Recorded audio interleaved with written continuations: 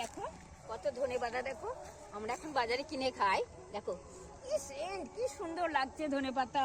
এই দেশি একদম। এই দেখো ধনেপাতা, দেখো দেখো কেমন সুন্দর লাগছে ধনেপাতা। এই দেখো দেখো ধনেপাতা, দেখো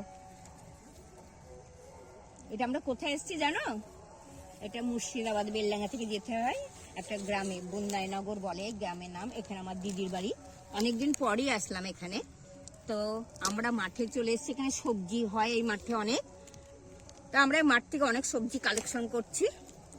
আর এই দেখো সর্বনাশ করছে চাষিদের আমার নাতনি, ধনেপাতা ভেঙে নিল।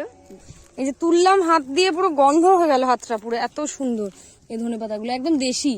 আর আমি তো বাজারে এই ধনেপাতাগুলো দেখলেই কিনি, আমার এত ভালো লাগে। এমনি ধনেপাতা থেকে, এমনি ধনেপাতা আমার খুব প্রিয়, যে কোনো খাবারে গার্নিশিং এর জন্য ওটা লাগবেই লাগবেই। তা এটাও বেশ করে নিয়ে গেলাম, অন্য কিছুতে দেয়া যাবে। এখানে এমনি পড়ে আছে।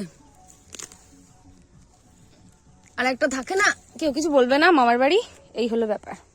মামার বাড়িতে কেউ কিছু বলবে না, মা ওদিকে কিছু একটা তুলছে, দিদান ওইদিকে আছে।